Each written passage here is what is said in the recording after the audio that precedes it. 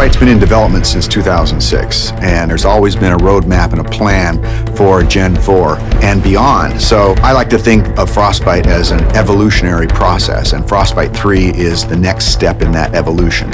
Frostbite 3 is a really powerful tool set. A gamer is going to experience a much more authentic, believable, and realistic-looking game.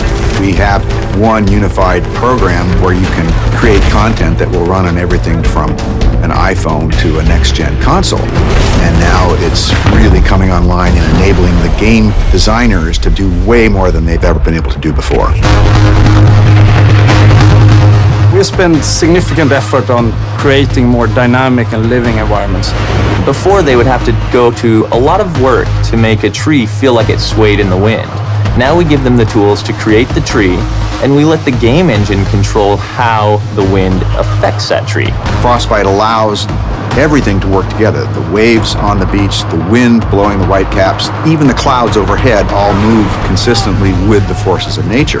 You might see an explosion go off, you'll see the trees nearby shake from the explosion. It's sort of subtle, but it creates this sense of seamless reality. So the large world coupled with a lot of people running around interacting with you really pays off in Battlefield 4.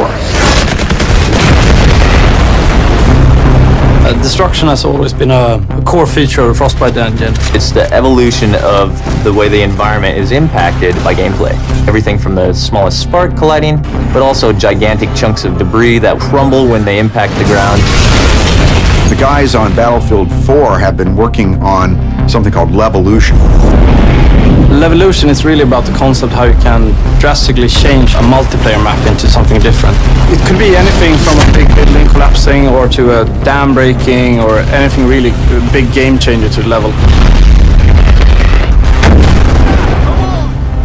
A recent feature that we've put in, and you'll see in Battlefield 4, is our networked water simulation. So what this means is all players will see the same wave in the same position at the same time. And this leads to some pretty exciting cat and mouse type of gameplay where you're ducking down and going up and you can kind of peek around as you drive in your boat. It will no longer swim on a flat surface. Instead, it will be affected by the different waves and everything. And that comes to everything from living characters that are swimming, but also to the ragdolls. Something like a jet crashes into the ocean, you'll see the water react and the debris will then float on the waves. It's a very, very cool dynamic engine. Things just happen and it seems right. Take cover! In Frostbite 3, we've made a priority of much more believable, emotionally believable characters. There's a whole slew of features in Frostbite that support that, and one of the most important is the way a person's eyes look. The way we render characters is better than ever before. We're doing subsurface scattered models. We have parallax animation in the iris. You'll notice it looks like a real eye. You'll back me up, right? Frostbite 3 is so much more powerful than any engine I ever used before. And it's not just the specific features and the framework, it's the fact that we're collaborating with other teams around the world.